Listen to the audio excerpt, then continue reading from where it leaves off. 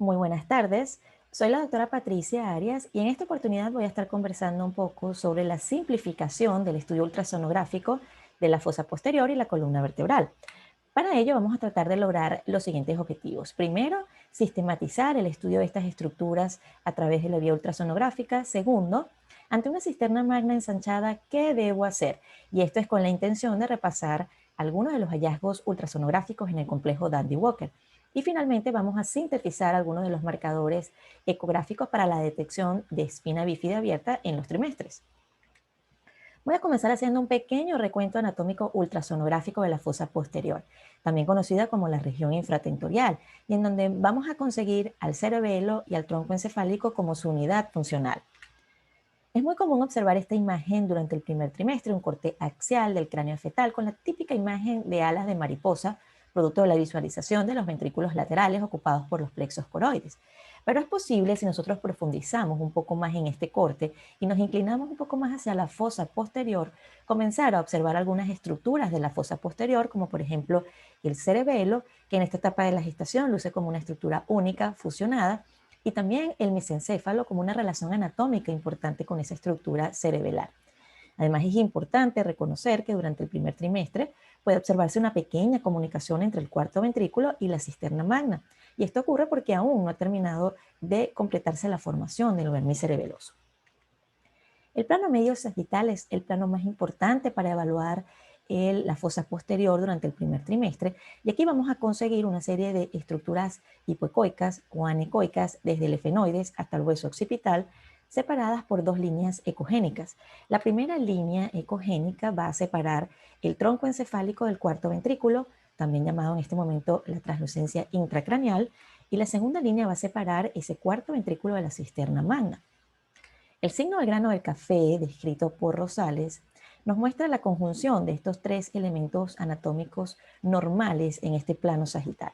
Aquí podemos observar en una porción superior o craneal el tronco encefálico, una parte central ecogénica que corresponde a ese tejido fibroso posterior del tronco encefálico, y finalmente en la zona caudal la translucencia intracraneal. Estos van a configurar una especie de óvalo simétrico con una ranura central muy similar al grano del café, y nos va a dar la oportunidad no solamente de identificarlo fácilmente en este plano, sino también de verificar la simetría de estas dos estructuras. Cuando comenzamos en un segundo o tercer trimestre, entonces debemos evaluar la fosa posterior por el plano craneal propuesto por Leigh-Zwok, el plano transcerebelar, cuyas referencias anatómicas las tenemos acá descritas: el cabo del septum pellucidum, los pedúnculos cerebrales, ambos hemisferios cerebelosos que deben estar simétricos, el vermis, y en la parte posterior la cisterna magna y el hueso occipital. Este es el plano ideal para hacer algunas mediciones importantes, como por ejemplo el diámetro transverso del cerebelo, que debe realizarse desde ambos bordes externos de los hemisferios cerebelares, y también el vermis o la cisterna magna desde la parte posterior del vermis cerebeloso hasta la cara anterior del hueso occipital. Pero este plano no es el único que tenemos para evaluar la fosa posterior. Nosotros podemos en principio seguir inclinando un poco más ese transductor y profundizar aún más en la base del cráneo y obtener este corte en el cual vamos a identificar la forma rectangular del cuarto ventrículo, y además debemos recordar que a partir de las 18 semanas se logra entonces el cierre prácticamente completo entre el cuarto ventrículo y la cisterna magna por el crecimiento precisamente del vermis. Este plano entonces nos permite verificar esta situación. Y además tenemos un plano sagital que nos permite visualizar un cuarto ventrículo en forma triangular y ver cómo se relaciona con la estructura del vermis cerebeloso, que en este plano podemos observarlo en su totalidad craneocaudal. Y finalmente tenemos un plano coronal que también es bueno para visualizar fosa posterior, porque nos permite identificar los hemisferios cerebelosos, el vermis en toda su extensión lateral y también el cuarto ventrículo por arriba del vermis, esta vez también con una forma cuadrangular. Entonces vamos a repasar algunos elementos referentes al complejo Dandy-Walker, también llamado Continuum Dandy-Walker, y que abarca una serie de anomalías que comparten algunas características anatómicas con la descripción clásica de esta malformación.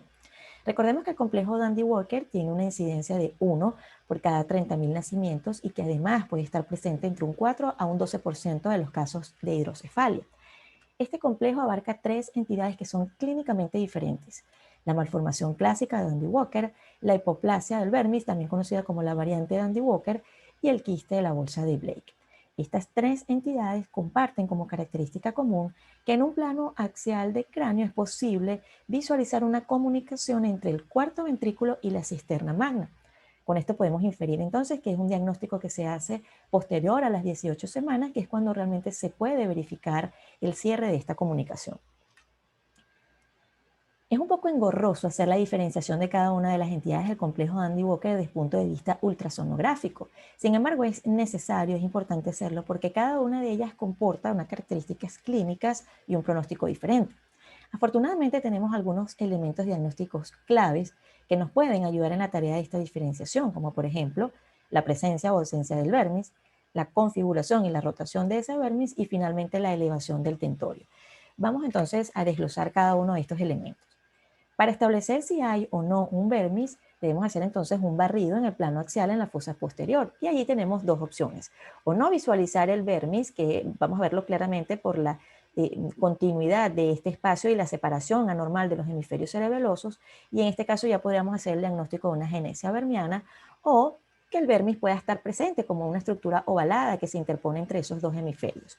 Pero esto no es suficiente. Además de ver si está o no presente, es necesario verificar su integridad anatómica. Y esto lo hacemos en una forma cuantitativa, determinando en primera instancia las dimensiones de ese vermis en los planos sagitales y coronales, pero también lo podemos hacer a través de una evaluación cualitativa, determinando la presencia de dos estructuras anatómicas importantes que son el fastigium, que sería el ápex de este cuarto ventrículo incorporándose en el vermis cerebeloso, y las cisuras vermianas anterior y posterior. Quiere decir entonces que si nos encontramos un vermis pequeño, pero en el cual podemos identificar estas estructuras, entonces estaríamos hablando de una hipoplasia del vermis. Lo siguiente es la elevación del tentorio. Normalmente el tentorio o la tienda del cerebelo tiene una inserción de 45 grados, pero en algunos casos este tentorio puede elevarse y esto es producto del ensanchamiento de la cisterna magna que lo desplaza en dirección craneal. Cuando esto ocurre, estaríamos ante la presencia de una malformación de Dandy Walker, mientras que en los casos de tentorio normal no desplazado, deberíamos sospechar de una hipoplasia del vermis o de un quiste en la bolsa de Blake. Acá tenemos un pequeño algoritmo que nos puede ayudar en el diagnóstico de una sospecha de malformación en la fosa posterior. Lo primero es determinar si la cisterna magna se encuentra normal o está ensanchada. Si la cisterna magna se encuentra normal, entonces pudiéramos sospechar de una hipoplasia cerebelar que lo vamos a poder determinar por las mediciones de los diámetros del cerebelo y su establecimiento en las diferentes tablas según edad gestacional. Podemos sospechar también una romboencefalosinapsis, que es una entidad rara y que consiste en la fusión de los hemisferios cerebelosos, o de una agenesia vermiana. Pero si la cisterna magna está ensanchada, el siguiente paso es determinar si existe comunicación entre esa cisterna magna ensanchada y el cuarto ventrículo. Si esto no ocurre, entonces podemos plantear el diagnóstico de una megacisterna magna como una entidad aislada que tiene muy buen pronóstico. Pero si existe esta comunicación, entonces el diagnóstico a plantear es el complejo de Dandy Walker. Y a partir de allí debemos revisar entonces cada uno de esos elementos que nos van a poder determinar en cuál de estas entidades estamos. Acá tenemos un ejemplo. Tenemos un corte transverso de cráneo donde podemos observar una comunicación evidente entre el cuarto ventrículo y una cisterna magna ensanchada. Cuando hacemos el corte lateral, verificamos que el tentorio se encuentra elevado y que además está rotando el vermis en dirección craneal. No podemos identificar las estructuras anatómicas del vermis. Estamos entonces ante una malformación de Dandy Walker. En nuestro caso tenemos también una comunicación entre el cuarto ventrículo y la cisterna magna, pero en este caso el tentorio está normalmente insertado y no vamos a tener, sin embargo, diferenciación de los puntos anatómicos del vermis. Este es un caso entonces de hipoplasia vermiana. Vamos a pasar ahora entonces a los marcadores ecográficos por trimestre de espina bífida. La evaluación de la columna vertebral tradicionalmente la podemos hacer bajo distintos planos. Sin embargo, quizás el plano en el que más nos identificamos y más reconocemos es el plano sagital, donde podemos observar entonces dos líneas discontinuas que convergen a nivel del sacro y que se refieren a los cuerpos vertebrales, y por encima de esa línea una tercera línea continua que hace referencia a la piel. Pero también tenemos otro plano importante que debemos evaluar y es el plano axial, donde podemos visualizar cada uno de los cuerpos vertebrales e identificar en la parte más anterior el punto de osificación correspondiente al cuerpo vertebral y en la parte más posterior los puntos de osificación de las láminas laterales que siempre deben ser convergentes, como un techo a dos aguas. Por encima de esto, por supuesto, verificar también la idemia de la piel. La espina bífida abierta entonces es una anomalía congénita severa en la que hay entonces una protusión de las meninges o de la médula espinal a través de un defecto en la parte posterior de la vértebra. Tradicionalmente, este diagnóstico se ha hecho más allá del primer trimestre, donde es posible visualizar mejor la columna vertebral y observar directamente el defecto en ella. Otra vez también a través de la visualización de algunos signos indirectos que podemos visualizar en el cráneo fetal, producto de la descompresión que ocurre en las estructuras intracraneales por esa pérdida de líquido a través del defecto. Sin embargo, ya hace más de 10 años, a raíz de los estudios propuestos por Chaui, se ha comenzado a determinar que existen algunos marcadores en el primer trimestre que nos pueden orientar hacia una espina bífida abierta. Lo primero que describieron fue un cuarto ventrículo obliterado, es decir, una disminución de la translucencia intracraneal, y además de esto comenzaron a observar que las estructuras encefálicas se aplastaban en contra del hueso occipital, obliterando la cisterna magna. Esto también comenzó a hacerse medible a través del índice del tronco encefálico y el tronco encefálico hasta el hueso occipital. Y finalmente apareció el signo del choque o el crash sign descrito en un plano axial. Vamos a revisar algunos de estos signos indirectos. Por ejemplo, la translucencia intracraneal disminuida o obliterada, o un cuarto ventrículo obliterado. Recordemos que en nuestro signo del café, nosotros observábamos simétricamente ambos elementos del grano de café, tanto la porción superior correspondiente al tronco encefálico como la correspondiente al cuarto ventrículo. Al estar obliterado el cuarto ventrículo, automáticamente va a haber un incremento significativo de lo que corresponde al tronco encefálico, disminuyendo entonces o invirtiendo la relación de esta distancia con respecto a la distancia del tronco encefálico hasta el hueso occipital. Ya no vamos a observar las tres imágenes anecoicas que observábamos normalmente en el corte sagital, sino que vamos a observar dos imágenes. El signo del choque, propuesto recientemente por Chaui, también nos hace referencia a este desplazamiento de las estructuras hacia el hueso occipital, pero esta vez en un corte axial, y haciendo la analogía con un vehículo que se estrella contra una pared.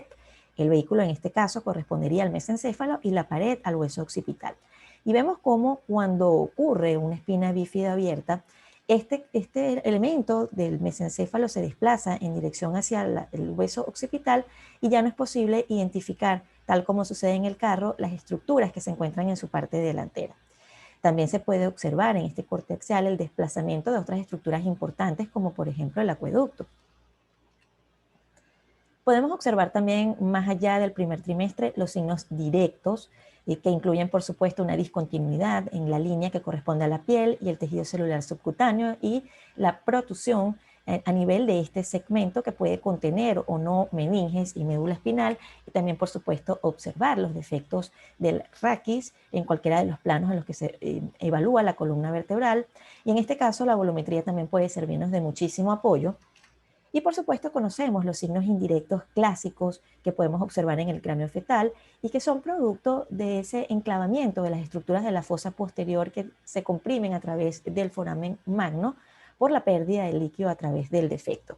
El signo de la banana, que no es más que el aplastamiento del cerebelo, que ya va a dejar de observarse como una estructura bilobulada para observarse como una estructura única aplanada en la fosa posterior, o un hueso frontal que deja de verse redondeado para observarse entonces con dos escamaciones, producto precisamente de esa falta de estructuras internas que permitan moldear adecuadamente el hueso.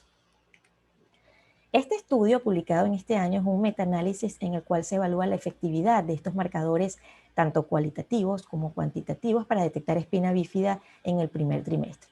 Lo interesante de este estudio no es solamente los valores de sensibilidad y especificidad que arrojaron cuando se estudian esta serie de marcadores, sino también determinaron que los marcadores cualitativos, que son un poco más sencillos de realizar en la práctica diaria, tienen una alta especificidad y de hecho lo recomiendan como una herramienta de primera línea para hacer entonces el despistaje de este tipo de trastornos en el primer trimestre. Podemos concluir entonces que La exploración ultrasonográfica del sistema nervioso central durante el primer trimestre no puede limitarse únicamente al plano axial. Debemos incluir de rutina la visualización del plano sagital, el mismo que utilizamos para la detección de los marcadores de primer trimestre. Ante el hallazgo de una cisterna magna ensanchada, es importante interrogar en los distintos puntos si existe algún tipo de comunicación entre ella y el cuarto ventrículo. Tercero, las alteraciones en la columna vertebral se reflejan in situ e indirectamente en el cráneo fetal, por lo que no pueden estudiarse ambas estructuras de manera independiente. Y finalmente es importante estandarizar las evaluaciones neurológicas fetales y esto va a ser un primer paso para lograr entonces adecuados diagnósticos prenatales en nuestra práctica diaria. Muchísimas gracias a la Junta Directiva de la Sociedad Venezolana de Ultrasonido en Medicina por esta invitación a participar en este congreso. Gracias a todos ustedes por su atención y los invito a mantenernos en contacto a través de mis redes sociales @vidafetal. Muchas gracias y buenas tardes.